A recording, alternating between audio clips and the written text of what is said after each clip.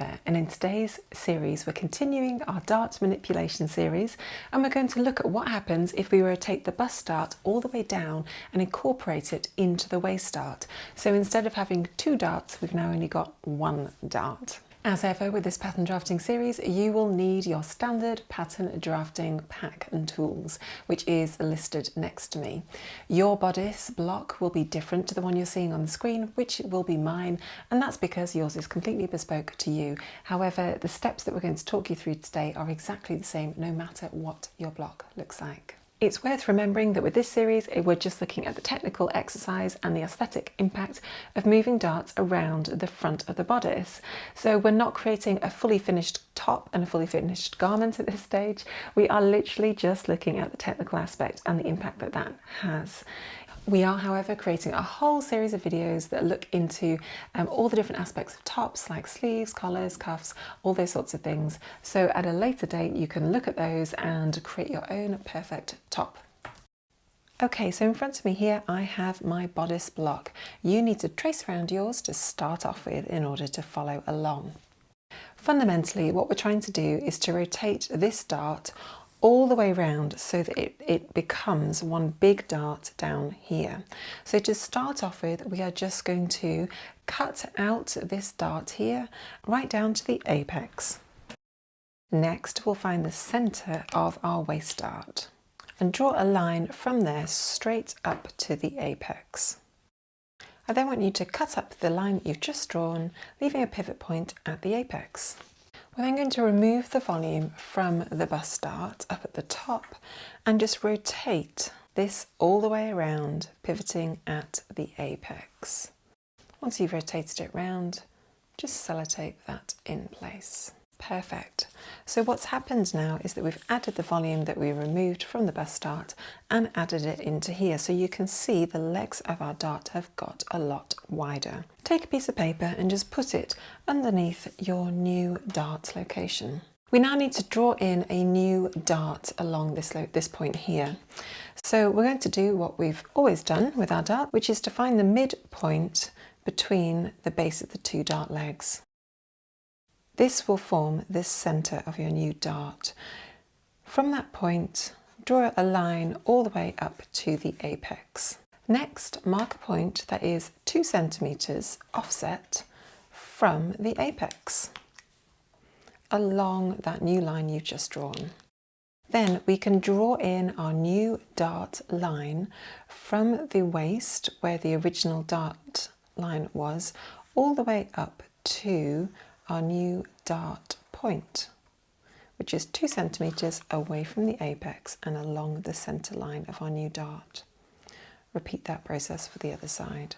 Okay, so we've closed up the dart, we've then opened up the dart at the bottom, we've then created a new dart which starts there and continues all the way out to the side.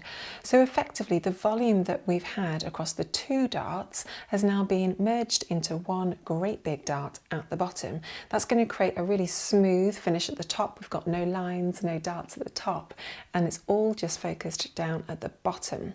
So grab some tracing paper and we're now going to create our pattern piece using the block we just manipulated. Give yourself a 1.5 centimeter seam allowance to the shoulder seam. Draw in your neckline, draw in your arm side as it is. Add a 1.5 centimeter seam allowance to your side seam. We aren't adding a seam allowance to the waistline, so just follow that along and then draw in your new dart. Make sure you're following the correct line up to your new dart point, which is 2 centimeters from your apex. And finally, draw a line down your center front. We'll be placing this part of the pattern on the fold of the fabric and duplicating the pattern piece that way. Next, add your standard annotations. Place on fold along the center front. Annotate your apex. Your grain line will be perpendicular to the center front. And then annotate your pattern piece, front bodice, combined waist dart, cut 1 unfold. Excellent. Once you've done that and drawn out your pattern piece for your front bodice, we'll then do the whole of the same process for the back pattern piece as well. Add a 1.5 centimeter seam allowance to the center back. Draw in your waist and dart exactly as it is on the block. Add a 1.5 centimeter seam allowance to your side seam and then draw in your arm side exactly as it is. Add a 1.5 centimetre seam allowance to your shoulders and draw in your dart. Draw in your neckline. Grain line follows the line of the centre back. Annotate your pattern piece to say that it is the back bodice we need to cut to, and then add your pattern name. Once you've done that, you can cut out your pattern piece. Once you've cut out your pattern pieces, your front and your back, you can then cut those out of calico, making sure that you transfer your line markings as you go using your preferred method. Okay, great. We've cut out our pattern out of calico and we've transferred the line markings of the darts across onto the fabric. I've used a transfer paper to do that, but you obviously can use whichever method you want. Next, we're going to sew up our darts. So we've got 2 darts on the front and 2 darts on each of the back pieces, so 6 darts to sew up. If you're not sure how to sew up a dart, please refer back to our previous video, video 22, which talks you through all the details of how to sew up a dart really nicely and accurately. Wonderful. I'm going to start pinning and sewing my 6 darts now. Once you've pinned all your darts, you can go and sew them using your sewing machine. As usual, we're using contrasting thread just to show you the stitch line on the video, but you can use whatever colour thread you want.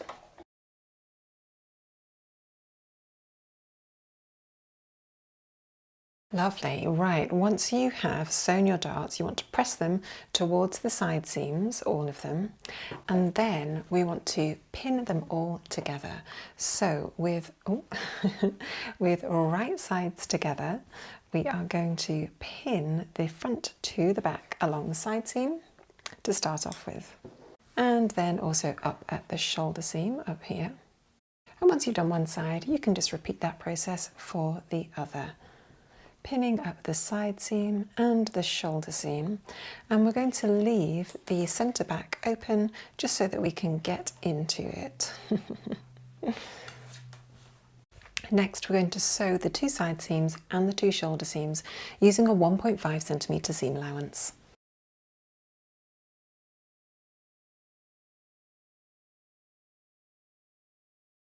Once you've sewn those side seams, I just want you to go and press those open, and then we're going to take a look and see what this top looks like when it's actually styled. So here you have it. You can see that we've got 1 combined dart coming in at the waist, and that just creates a really nice smooth aspect to the top of the top. It's a really simple and quick design because you only got 1 dart rather than multiple darts across the front as well. So a nice quick and easy sew, that one. So that concludes our pattern drafting episode, all about combining the bust and the waist dart together. A lovely, simple, effective technique to use. Hope you really enjoyed that. As ever, please do comment below if you've got any questions. We always love to hear from you. And if you've been following on the pattern drafting journey and you've started your own journey, sewing your own bodice top, and you're having loads of fun experimenting with that, please do share with us where you're up to, what you're creating. We'd love to see that here. So you can create a free account on our Minerva website to do that. So that's it for today. Thank you for joining me. I will see you next time.